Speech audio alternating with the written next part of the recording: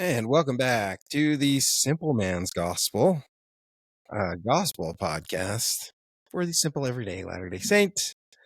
Those of us without a divinity degree or a degree in theology, just trying to make it every day. I'm here with my co-host Tom, as always. How's it going? How's it going? I'm good. How are you guys? Good, man. It's been a while since we've done Simple Yeah, Man's. I'm getting tired of doing my own channel. I'll be honest. You getting tired of doing your Yeah, own? I'm just not into it anymore, man. Like, I like reviewing things. I just don't like editing. I just like Yeah. to just do it and just do it. But man, it's getting kind of hard to keep up with it, to be honest. But Yeah. mhm. Yeah, man. I get it. That's why I use this. That's why I use this platform. I use Riverside, so I don't have to really do much editing. I might have to start doing that. Yeah, it works for remote pretty well. Still trying to figure out an in-person setup for it, but yeah. Anyway, well, we should should do this one more often then. If yours is, I'm getting tired stuff. of it. Yeah, that's okay. Maybe I should just do okay. like I've been telling you, just doing podcasts and not videos. Just audio Just only. audio only. Yeah. That would work. What's new with you, man? Not much. Just nothing's going on right now with us. Just working a lot. Intel is a pretty demanding company. They are letting Intel the company, not Intel as not intelligence. No. The Intel. Yeah. Where I work, they're letting go a lot of people, so our volume are down for my company because we're a third party.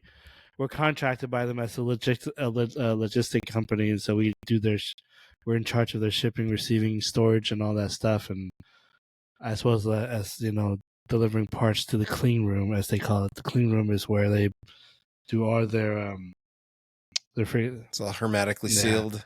They're pretty anal about a lot of stuff there. So yeah, it makes sense if they're working with chips. Yep. I broke CPUs. So some of those I've dealt with stuff that are like this small. They're worth hundreds of thousands.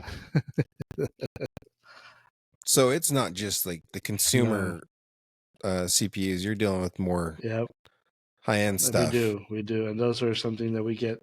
They escalate, like if it breaks or something happened. Like the engineer there is so bunch of. If I see them on the street, I beat them up. That's how I know, because they're just idiots. That's how I say. Not very Christ-like. Engineers have a what's not that? Very Christ-like of me, but speaking of Christ-like, it's been an interesting week and a half in our country. Yeah. People are very. I mean, we don't want to get too political, but we can't help it. But like, just things happening, and people are trying to they really come to find out how the media and how people are spending people's death, spinning their their motive of doing things and stuff is pretty gnarly. Like Jimmy Kimmel losing his position at ABC, the late night talk show, because of what he said with Charlie Kirk, and and now it's kind of funny how the left or the liberals are screaming free speech, but 4 years ago they were canceling people left and right. It's like, my view is, when it comes to we're going to talk about freedom today, right? Yeah. And what freedom is to me is those people who went over to Omaha, Utah Beach, and Gold Beach, and Judo Beach to rush onto the beach to go fight for freedom, so that Jimmy Kimmel can speak what he wants. That's the freedom Yeah. of the freedom he has to. Unfortunately, the joke wasn't funny. Whatever he said, I've heard it. I didn't even know what it It was was. just he was trying to pen the fact that the mega people are the killer is one of the mega people, and that they're using his death to like like he's one of their own type of thing. That's a very. And he was trying to make a joke out of it. It wasn't funny. It just didn't No, laugh. but Yeah. the thing is Yeah. I'm not mad at what he said. I'm not, and I'm and it's gonna come back to the gospel because I got Alma 48 opened up here, and this is Captain Amorona. Yeah. So, but I'm not mad that he said what he said. I'm not really. There's people that says worse things in the light of tragedy or whatever it is. I mean, there's protesters who are laughing and celebrating, the death of Charlie Kirk for no reason. I don't know why, but the fact that people are, I'm okay for what he said. That's what freedom of speech is, and stuff. Sure. But people are like getting butthurt over it. People like this is Over what he said or what happened to him. That he got Okay. canceled. That he got let People go. like Whoopi Goldberg. People like Sure. everybody in the left are fighting for Jimmy Kimmel because he's got his speech taken away. His freedom of speech is taken away. But for me, it's like, well, you guys were doing the same thing to conservative, and now you want your cake and eat it too, type of thing. It's a pendulum that swings back and forth. Karma's a what? It comes back around. Sure. No, I guess what I'm saying is like this whole pendulum of freedom from one perspective to another, it swings back and forth. Exactly. The balance is not always in balance, especially now. I think with where the again, we don't want to get too political, right? The federal government is as big as it is. Well, because the Book of Mormon political like. I don't want to say you don't want to get political, but I guess what I'm saying is, I don't want to come off as supporting one party or another. No. Not because I don't think that's right, but because that's where I stand. Yeah. I mean, if people don't know now, I'm not left or right. I'm middle. Right. I'm middle grounded, but I lean conservative sides when it comes to morality of things. Abortion is a little something that I think is not black and white. In my opinion, there's certain circumstances that we cannot comprehend, and I'm not. I have 2 daughters. And I mean, it's hard for me not to like. Okay, they need to have the choice to be able to. That's to do it. It's an interesting topic of conversation that can come up when your girls are of childbearing physiological age. Exactly. And they actually start thinking about it. Yeah. My oldest is of that age. My oldest is that. And it's something that has come up in conversation. How does a father deal? I think to me it's hard. And that's why I think my wife is, the greatest. And it's something that she can relate more than I can. Sure. But I do have a sense of experience in a sense of dealing with emotions. I don't know. Maybe it's different for guys. I'm not sure. Maybe we act out differently than women do. I'm not here to proclaim that I know more about women's body than women itself. But sure. But I can't. I always prefer I talked to her before. I was like, you want to talk to somebody? You talk to mom. She's an expert at this. Yeah, she's done this a few times. I'm not. I can be here to support you, but I'm not going to tell you how it works. That's mom. Well, anatomically, you can talk about how it works. Yeah. I think that's fine. I don't know if I want to. That's the key. No. Well, I wanted to talk about freedom in general today. So you have Alma 48 brought up. Yeah. Is this the title of Liberty? Yes, this is in the Liberty of. No, this is just. I think Captain Moroni is preparing his people to defend Christianity, to defend how ironic what Charlie Kirk is doing, and he rejoiced in liberty, freedom, and and all that stuff. And so he talks about title of liberty is what chapter is that? I think that's chapter 40. I do not have my scriptures with me. But anyways, and in here he talks about. We can look it up. Let me find something really quick. We should have been more prepared about this. Yeah, we should have. I gave a whole talk on Sunday about freedom, about the Constitution. Oh, okay. Who wrote the Constitution? Who wrote the Constitution? It was the Continental Congress. Come on. Who wrote it? Who wrote it? The Founding Fathers wrote it. Who were the authors? Come on. You're supposed to know this. I should know this. Okay. This is what I talked about in my talk too. Like I'm still learning this. I'm still learning. This was not something that I was passionate about earlier in my life. I didn't pay attention in school. U.S. history I fell asleep in. Even in college.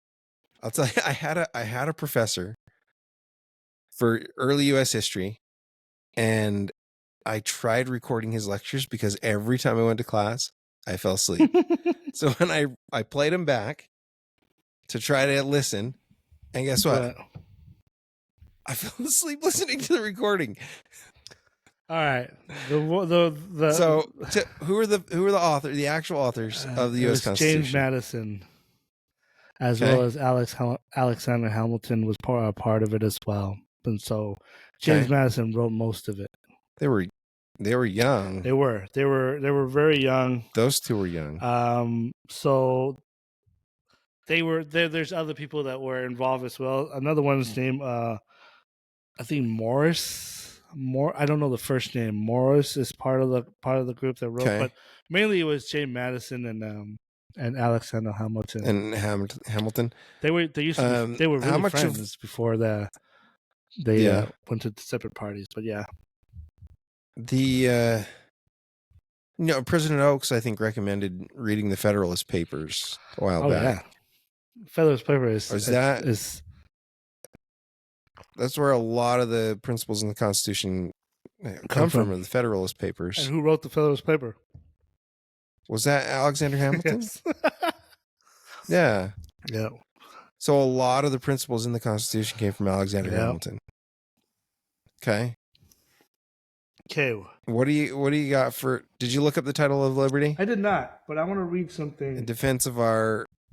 Let me read something really for you, okay? Yeah, go ahead. So this is I think we can go off of this. This could be our theme scripture for the night. Okay. Okay, so this is chapter 48, Alma, and this is Captain Moroni talking about protecting our country, protecting our family, and protecting our freedom. And let's start with verse 8. Say, yea, he has been strengthened the armies of the Nephites. So those who don't know who Nephites are, they're a group of people. For those who are not of our faith. Funny side story, I've asked Native Americans about the Nephites. They've never heard of the Nephites, which is interesting. Sure. But they heard of Lamanites. The Native Americans have heard of Lamanites, but not the Nephites?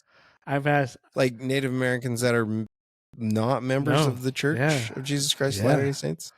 They've heard of the Lamanites. But they never heard of Nephites. Really? Well, at least the one I asked. But granted, they might not be... They're probably not studying the ancestor history, but, Sure. Anyway, so fortifies the army of Nephi and erected small forts are places of resort thrown up the banks of earth round about to encircle his armies and also build walls of stones. How ironic.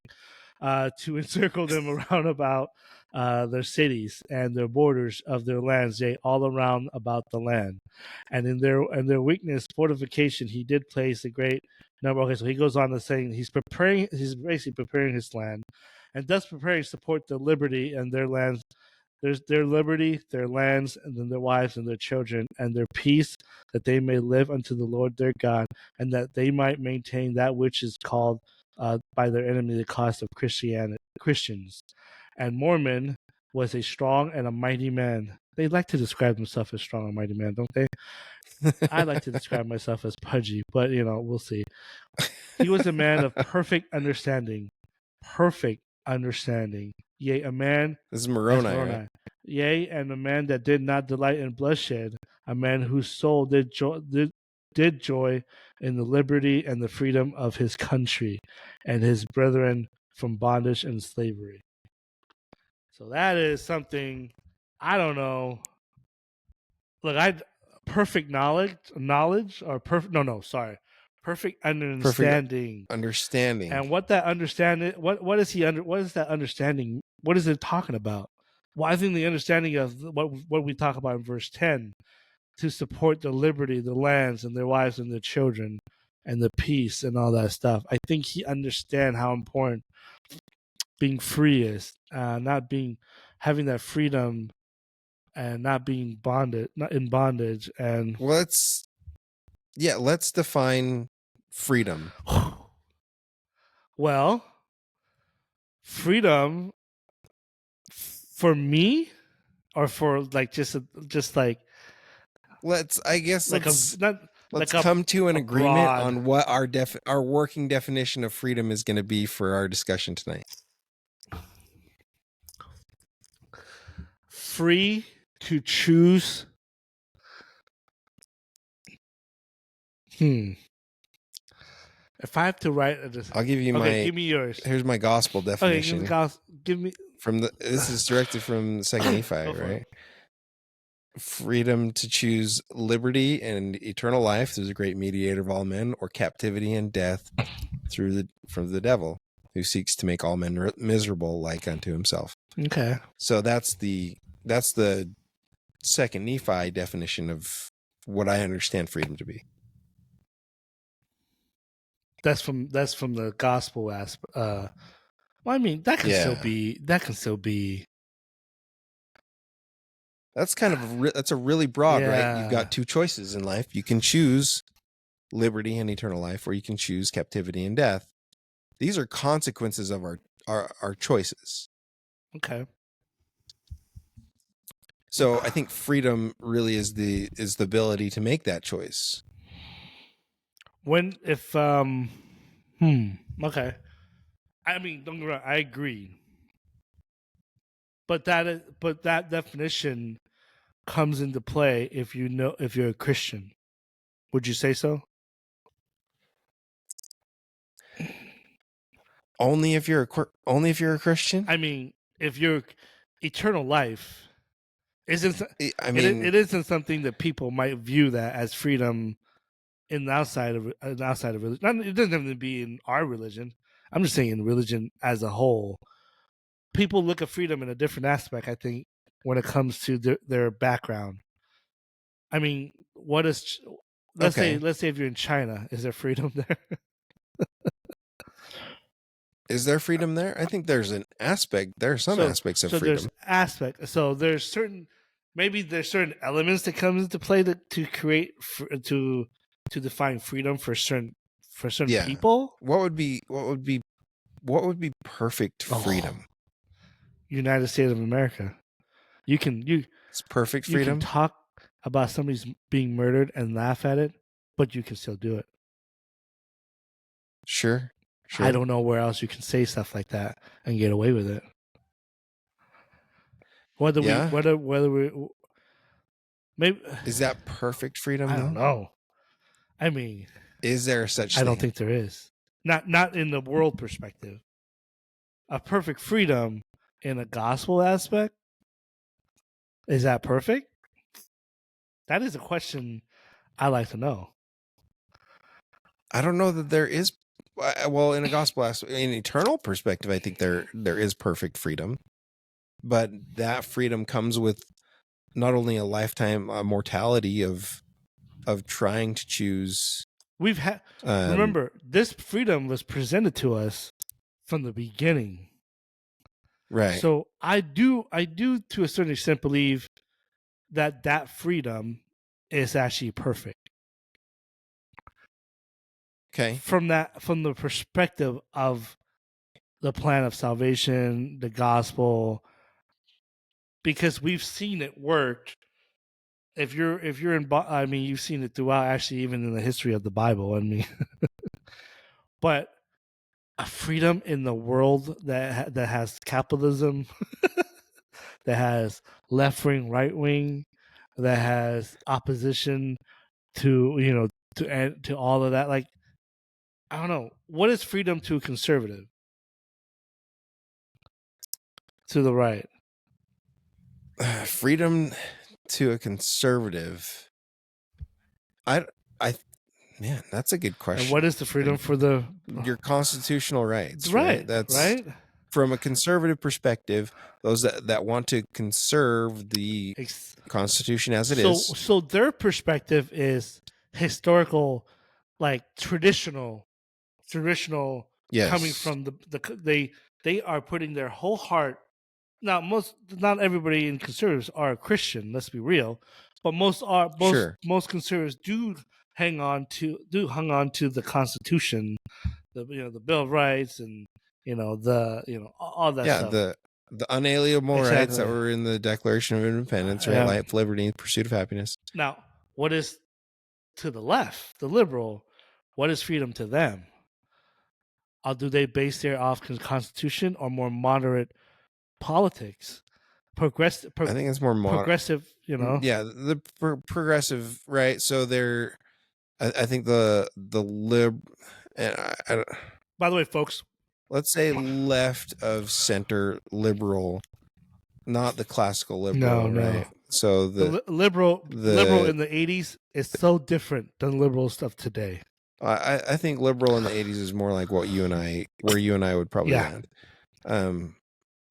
But from the left perspective, right? The freedom in their view is freedom for everyone, right? It's a collective freedom. Yep. It's everyone is equal in every one of their circumstances, and that's what makes them free. That's their perspective. Isn't that socialism?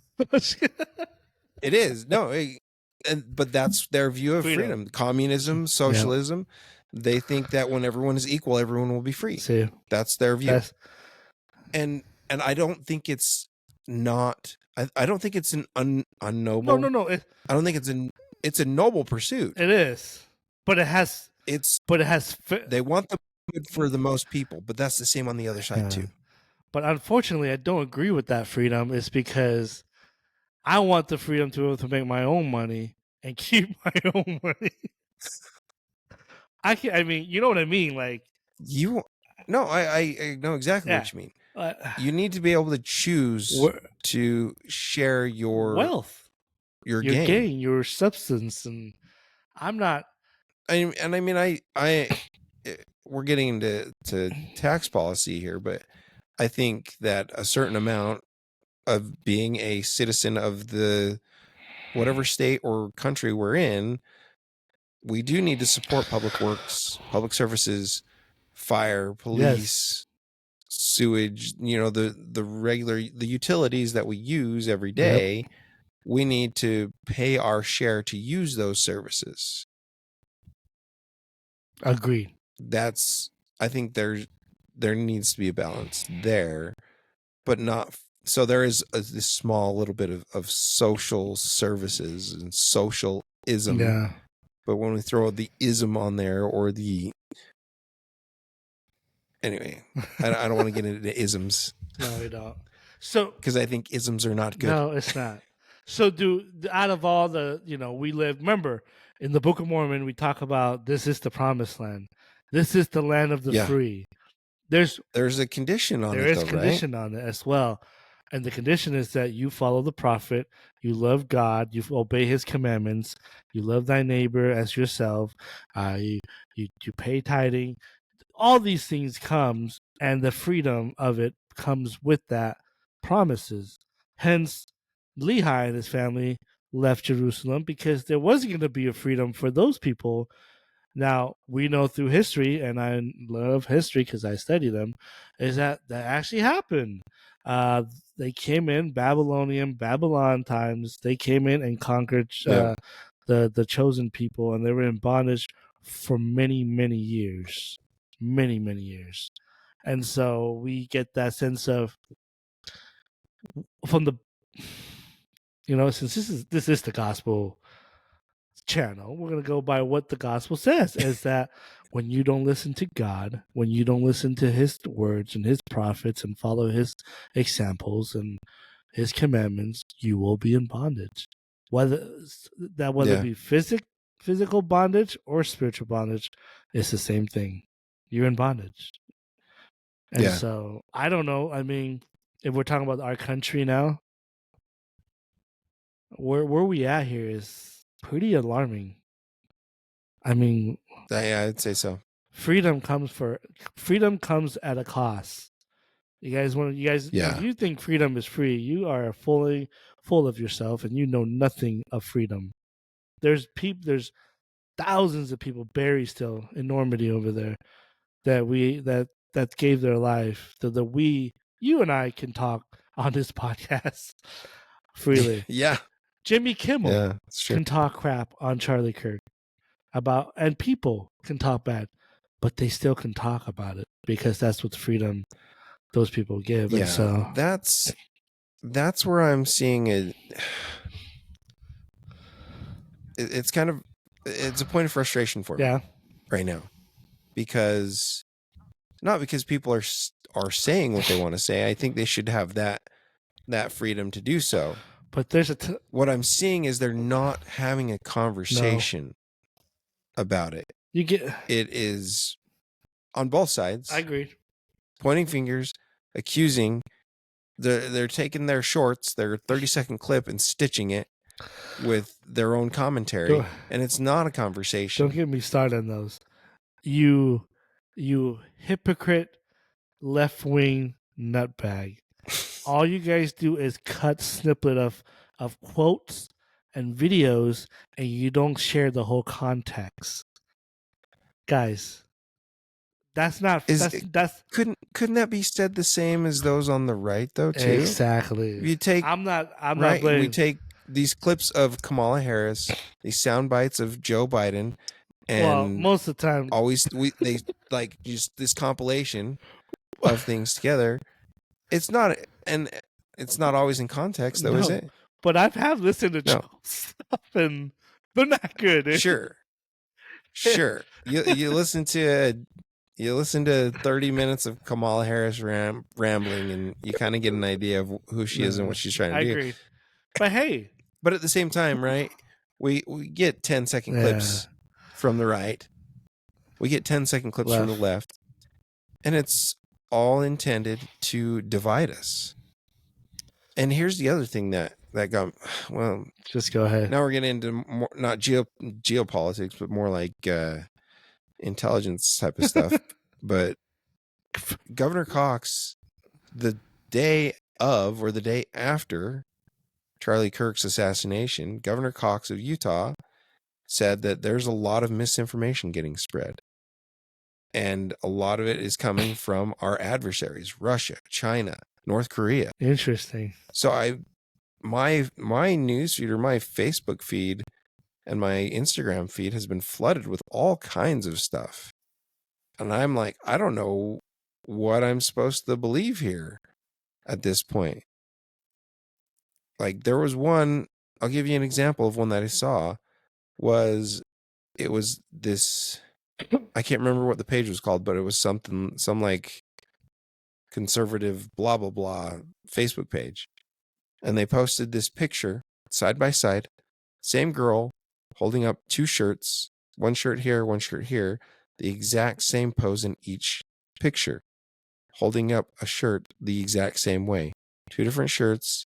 And it was something terrible in reference to Charlie Kirk's. It was a caricature of his last breath. terrible. And this post said, we need to shut this t-shirt company down. And I'm like, is this real? Or is this from one of the adversaries trying to incite hate toward the other side? And are we all just falling for it because we're upset? I think it could be, but the adversary on the other side kind of comes out and say it in their own way too, though. Like, I hear people come out and talk about that he deserved it. People, you know what?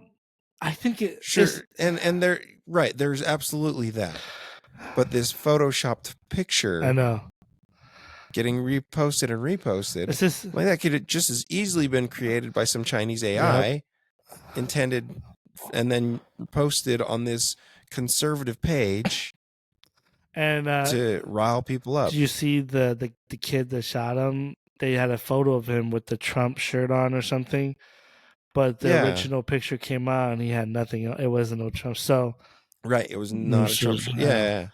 That's why I think Again, I don't know.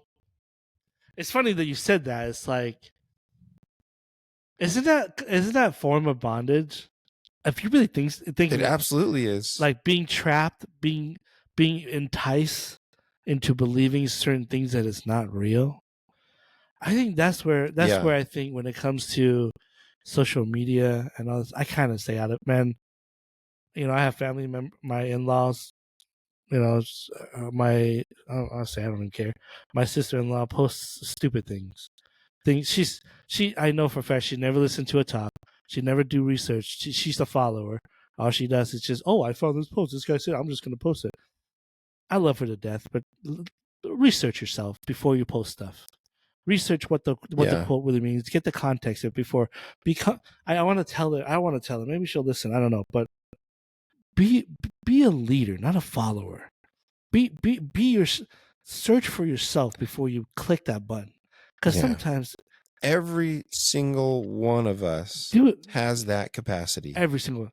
I don't post something. Every single one of us. Ever since I kind of gear back towards social media. I don't post a lot of stuff anymore these days. But when I do post it, though, I actually want to see, is that quote in context of what we're talking about? Because I'm not posting something that's gonna be like, oh, this and this,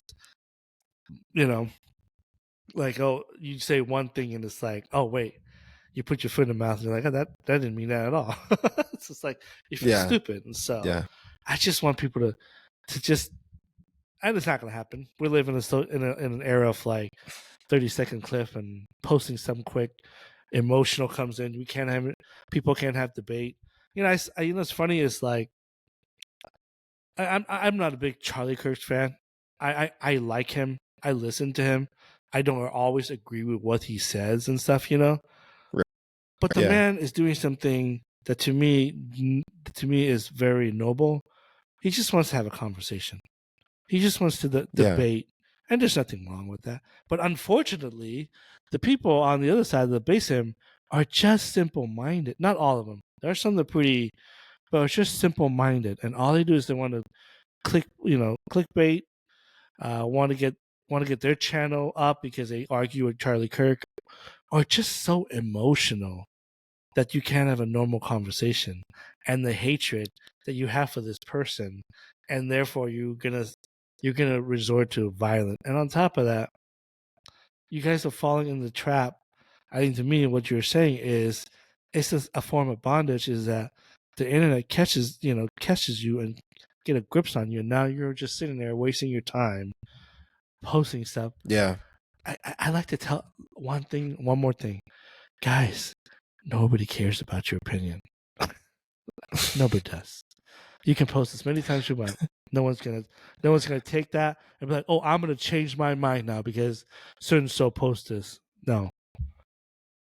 Maybe the gospel. It's feeding, but it's feeding into the echo chamber. It's just feeding the algorithm more and more, and you're gonna get fed more and more, and get pushed farther and further and further, I guess, to one side or the other. And yeah, I don't know what I was gonna say, but this is it's a, I don't know. It's not a conversation. No. And you're absolutely right. I think you're saying that it's a form of bondage. When you allow yourself to be enticed by certain things that chases you away from being a human, a decent human being. You're hating on a person that we celebrate the death of an innocent man. Honestly, he has not done anything that was wrong. He just likes to have open conversation with people. Yeah. And you celebrating it shows you your humanity where you lie with certain people. You might not disagree with them, but come on, man. You're being trapped by the hate of somebody who is in control of that feeling that you're putting out. I don't know if that's if you lose your freedom in the aspect of your spiritual freedom. I don't know if you lose it, but the more you feed that hate, I think the more you're gonna get away from the spirit, in my opinion. And you definitely would not have your freedom in that Yeah, sense. I think the more we get pulled into social media, the more we think that we're an authority Oh, yes. on anything.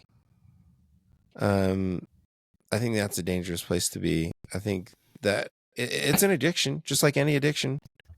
You get pulled into that, And you're trapped. and you share and you repost and you doom scroll.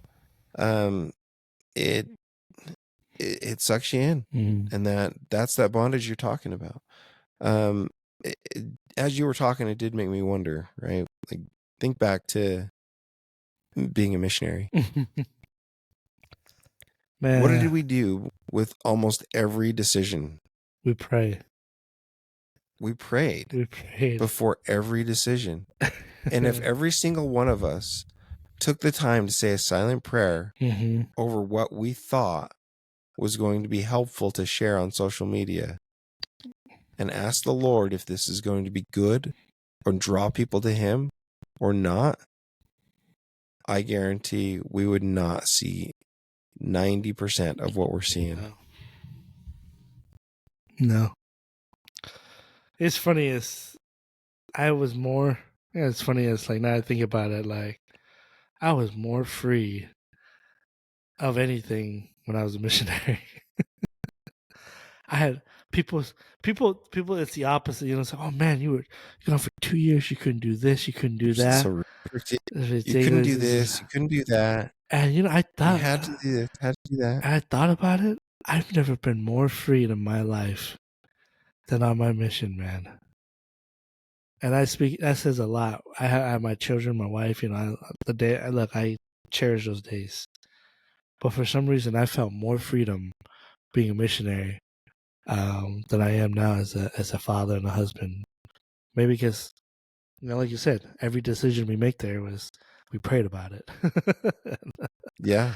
And it's even though as missionaries we feel free, everybody sees it as a bondage. Everybody sees it as a constraint to our life, and I don't know, man. Like you and I we know what the feeling is like to serve a mission, and I can't explain it to people like what that feeling is. I draw from my mission for a lot of times. Anything that I do in my life, I look back to my mission and think of like, what did I do when on my mission that I can pull from to apply it to my life now.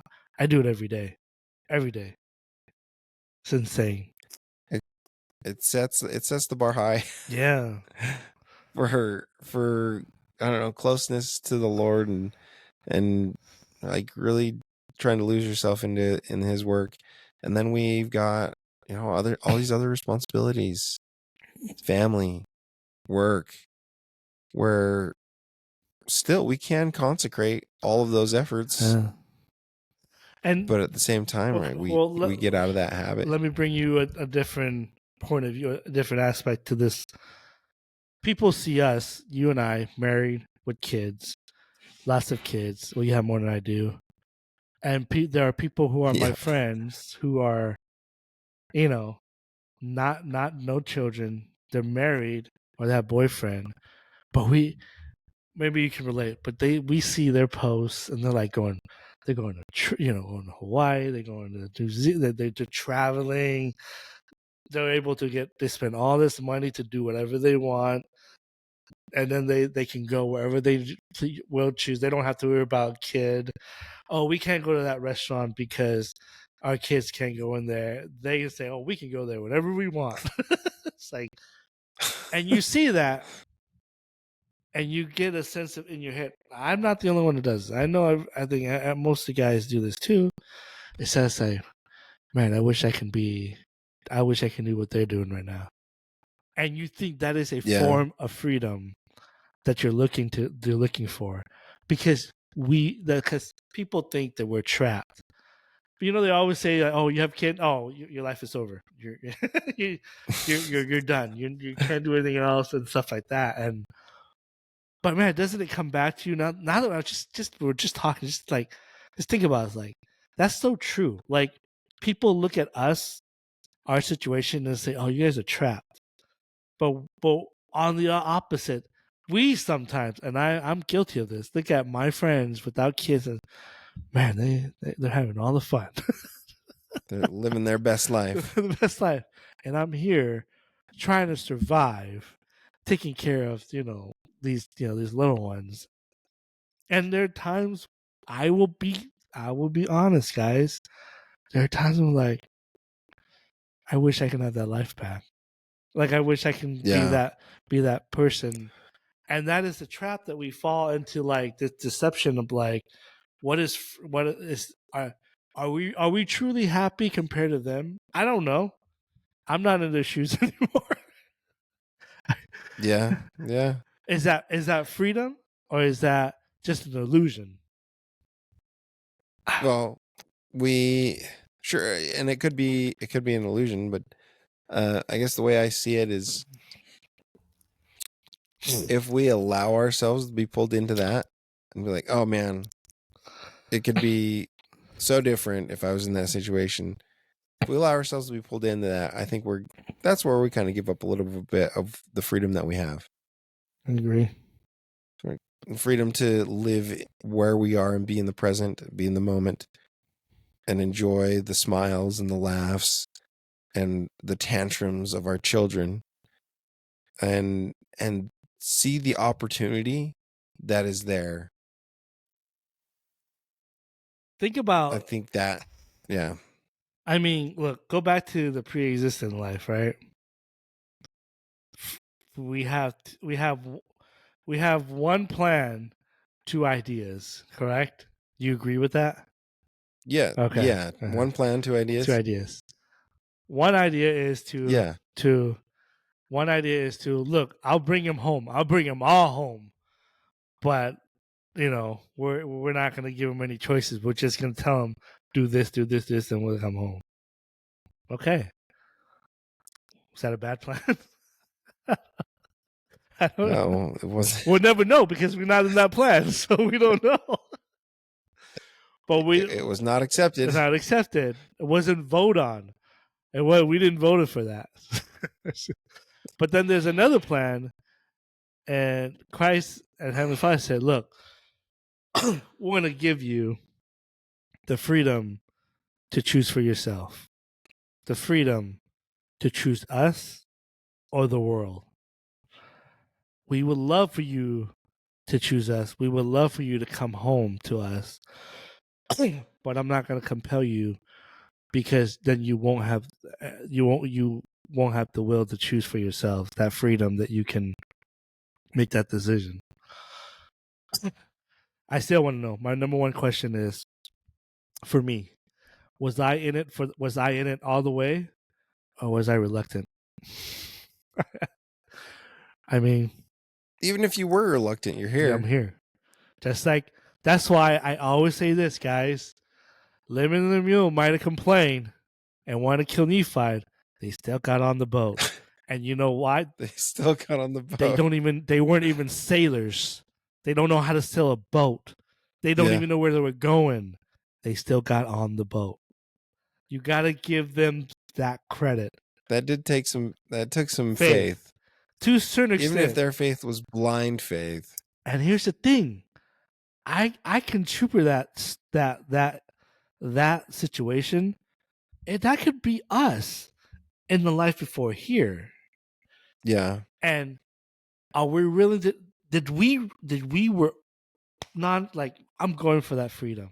I want that I want to be able to choose for myself. Or were we like, well, I've never been down to that earth. I don't know what it's like. All right, I'll go. We'll find out. But I still, Sure, sounds good. I'd rather have the choice to choose. Choose. I'd rather have that choice than be forced into it. Yeah. I mean, can you imagine us like that? That is a huge decision to make, to be able to choose for ourselves, to be able to come here and have that freedom, to be able to make bad decisions, make good decisions in our life, and suffer the consequence, or reward with the blessing. That's all of that we are able to do it on ourselves. Yeah. I don't know. I think I echo what Moroni said, is that I want to fortify, my family, and I want to make sure that they understand what it's like to have, the freedom to do what you're doing. My kids sometimes, they have no clue how lucky they are that, people fought. When it comes to freedom, I always got to talk about wars. I don't know why, but like, they fought for that. That's how freedom is defended. Yeah. That's how freedom is won. And they'd have no clue that it caused bloodshed to, That's why Moroni, he knew it too. The perfect understanding of what freedom is. He was not delight in bloodshed. He knew to have freedom, there's got to be bloodshed, and he did not want that. And that's why. And and that's why he has a perfect understanding of why it was important for him to defend his liberty.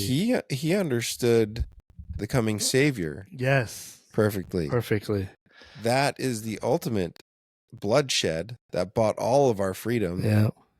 Was Jesus Christ. When we talk about freedom that is bought by blood, that is by Christ's blood, our freedom has been bought. So he had a perfect understanding what that is. And here, look, without freedom, we wouldn't be able to have a restored church here on the earth. On this ground. We wouldn't be able to have. President Benson called it the host nation for the restoration of the gospel of Jesus Christ. Kind of a base of operations for the gospel in these latter days to be spread to the rest of the world. I don't know that we really got to it, but perfect freedom. I don't know, man. I don't know if that exists. What do you think, audience? Do you think there's just thing as a perfect freedom? Maybe on your when you post that question. Is there a perfect freedom? Is there such thing as perfect freedom? What is your conclusion on that? Do you think there is a perfect freedom? I don't think there is. Okay. Well, the thought is, right, what is the purpose of laws if the intent is for us to choose for ourselves? And, I came to my own conclusion a while ago, all right? Laws are a guide for how we are to behave, and there's consequences for not obeying those laws. Laws need to be intended to protect the freedoms and rights of the individual. Now you're talking about mortal law or God's law? Yeah, laws of the land. Laws of the land. Okay. Laws of the land. Okay. God's law, in my understanding, and what doctrine of Dave here is, those laws are intended for us to learn how to be more like God. to develop our spiritual muscles, if you will, to prepare us for the next life, to prepare us to be gods ourselves in the eternities. And there's the consequences for not obeying God's laws are we lose that opportunity. Our eternal progression is hindered. So, yeah, I think there's a difference between God's laws and laws of the land, man's laws. I would But agree. whenever laws of the land, in what am I trying to say? Infringe. That's the word I was looking for. Whenever the laws of the land infringe upon the individual rights of others, I think those are the laws that we need to be wary of. Because President Oaks said that maximum freedom is the conditions where we should be exercising our moral agency. And I think in the United States, maximum freedom, not perfect freedom. Not perfect. But I think that's where we experience the maximum freedom we can under this, revolving door of talking heads in the government. And this pendulum shifting back and forth of laws happens, but it is the max that we can experience on this earth, from my understanding. I would agree with you on that one. Can you imagine if we all, no matter what religion you're on, what background you come from, if we maximize our freedom, it would require us to listen to God. It would require us to follow His commandments, and it would require us to be able to get along. And none of those three is something that we can all come to an agreement. We can't. Yeah. Some will listen to God, some will not. Some would definitely, not care about others, but care about themselves. Like if we maximize our freedom, there's no perfect freedom, correct? I think we both agreed. Right. But if you want to maximize the freedom that we have, the people, not Tom and Dave or the Church of Jesus Christ of Latter-day Saints, the people on this earth obey God's law, listens to God's commandment and all He does, and love one another as thyself. I think we have more freedom than people think. I think we're so worried. I don't know. I sometimes do worry. I mean, look, what happened? This is one thing that I will say is that what happened to Jimmy Kimmel isn't all about his free speech, folks. If you're in the entertainment business like I am in the different podcasts that we do and the YouTube channel, his rating was not doing so well. They were losing money doing the late night show. He was not pulling or drawing any more ratings for that spot of the TV. So, and remember, Jimmy Kimmel was working for a company. He wasn't working for himself. If he was an entrepreneur and he has his own channel, his own show, that is not freedom of speech. And I would fight with Jimmy Kimmel. Granted, I don't like Jimmy Kimmel. I don't like his politics. And so I would fight for him. But unfortunately, he works for a company that is Disney, ABC. And unfortunately, it would be different if he was like a government representative and this happened. Exactly. But he's not funny anymore. He's not pulling the rating. They're not making money. When you're a business guy, you have to read the writing on the wall. It's dead. Colbert, they got rid of him. There is a reason why they got rid of him. People were trying to push upon him like where's his freedom of speech? It's like he said what he had to say. Now, was that something he should have said? Maybe he pulled more ratings away from him. The company has to look at that stuff, guys. It's a business. Yeah. And so I think a lot of people are like, oh, Trump put a guy in the FCC. He's a Trump guy. Trump has not, But Trump has nothing to do with this, guys. Well, the head of the FCC released a statement saying that that was not nobody called for him to remove Jimmy Kimmel. Wait, guys, is Trump sitting in his house watching Kimmel and it's like, you know what? I got to get rid of this guy. He's running a freaking country. You think he's just gonna blatantly sit there like, okay, get rid of him.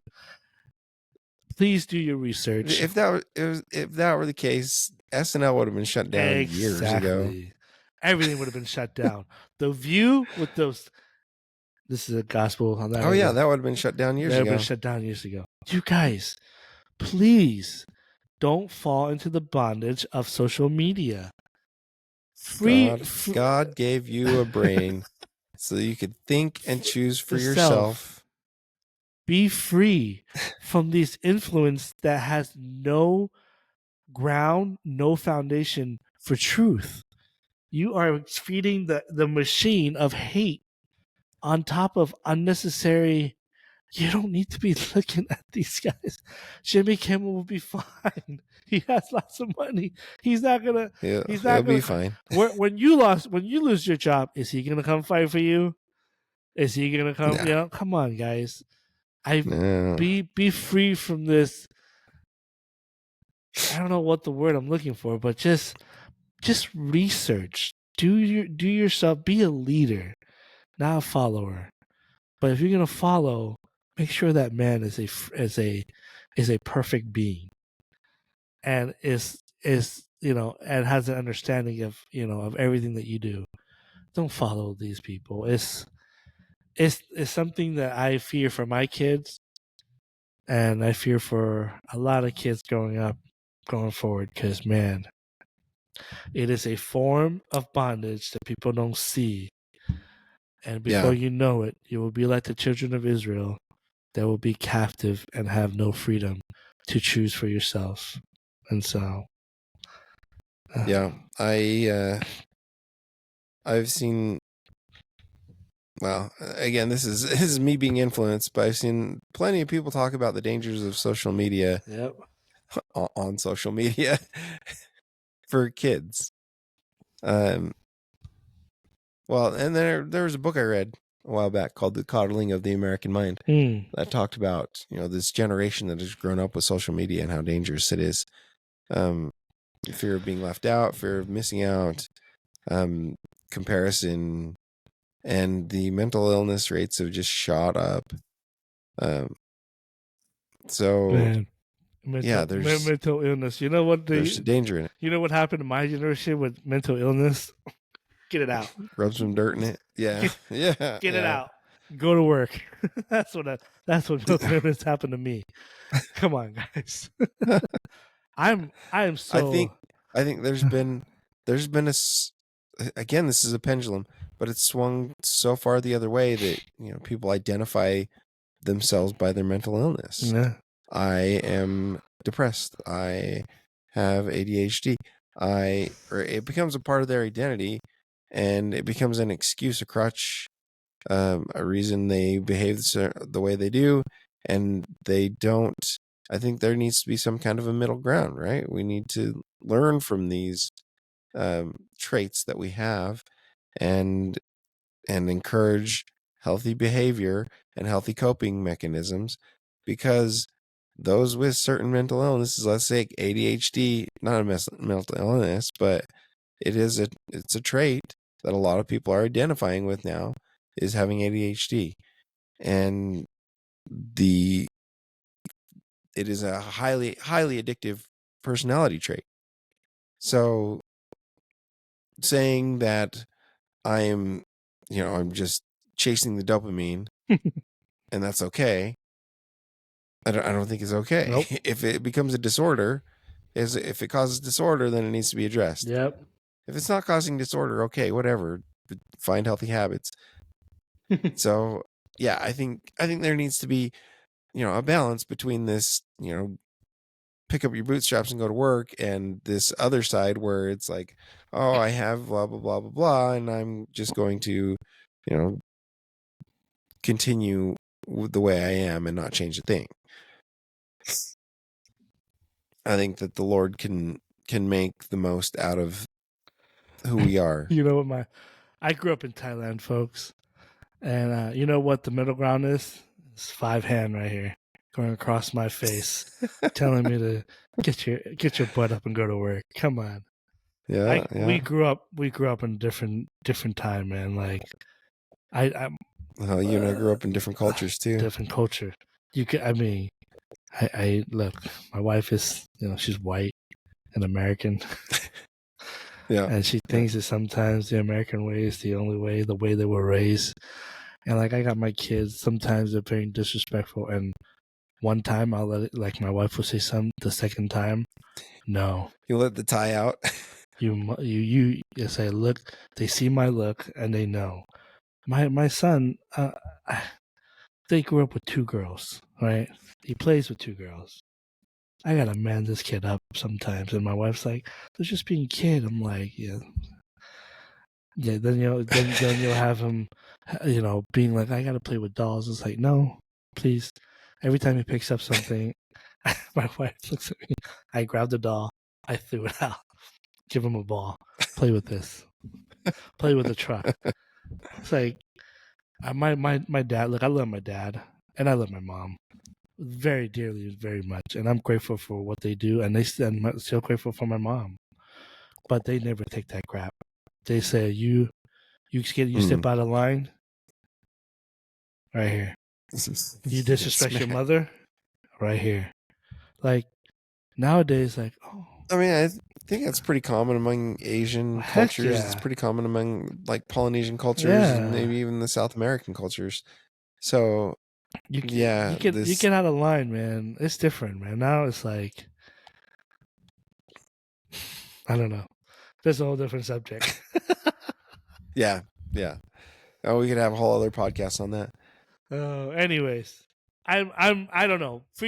Is there a perfect freedom? I guess that's That's the question. That's the question coming out of That's this. the question. Coming out of this this podcast, because sometimes I think, and don't forget who wrote the the Constitution. Yeah, thank you for the history lesson. Come on, man, you're supposed to know these things. I know I am supposed to know these things. So I'm pretty sure my wife doesn't know it either, so it's okay. Yeah, I fell asleep in U.S. history. I will do better. I'm trying to do better. We didn't even get to like talk about like the children of Israel or the Bible about freedom, because there's so many things in there that there's stories. Remember, the Lord says, what's his name? Solomon went in there and he told him to wipe everything out. To wipe everything out. Yeah. And somehow Solomon caught a compassion bug. See, I saved all these goat. It's like you didn't listen. You didn't listen. I said everything. Everything. That would be hard, but I understand what the Lord was implying, and so. But, yeah. And then, of course, being bondage to the Egyptian. And for hundreds of years. And why were they? Oh man, there's something we could talk about. I totally forgot. Why were they? Because remember, when they got there, they were favored by the Pharaoh. The Pharaoh loved they loved. But then once the Pharaoh goes away, they realize, oh man, they outnumber us. Time for bondage. And so we could talk about that. But anyways, it's late. Yeah, we could have. There's a lot we could have talked about. Anyway, we that's the question to the audience, to the listeners, those 10 people that have subscribed. The question is there such thing as perfect freedom? Oh. Leave your answers in the comments. And we'll be back. Since Tom doesn't want to do his and edit his, we'll do more of these. I think we'll do mine, but just audio only. It's just much easier. Okay. Much easier. Okay, sounds good. What should we talk about next time? Oh, man. Tragedy. And how to cope with them. Okay. And why does Okay. like tragedy? Why does it happen to good people? How do good people cope with them? And how to react towards tragedy? I don't know. I thought about that because today at church, there were a couple of talks that got to me that talk about one lady talk about her kids not being in the church, but they never felt like they were an outcast because she always loved them and always never exclude them, love them, and that's her form of dealing with that tragedy. And then the lady that we heard from the video talked about how her son got cancer, died, her husband got cancer, Oh yeah, died. yeah. It's like, what the heck? And then anyways, I made a comment. We'll talk about it. I think we should talk about that. Okay, let's talk about that next time. I'm gonna bring some example of tragedy, and because I think sometimes we try to wing Okay. it, but I think we need to have some type of guidelines to Let's have a topic about Yeah, it. So yeah, I think that's a good idea. Okay, tragedy. How to deal and cope with tragedy. there you And go. you'll bring examples. I'll bring examples. You too. Okay, sounds good. Until then, keep it simple.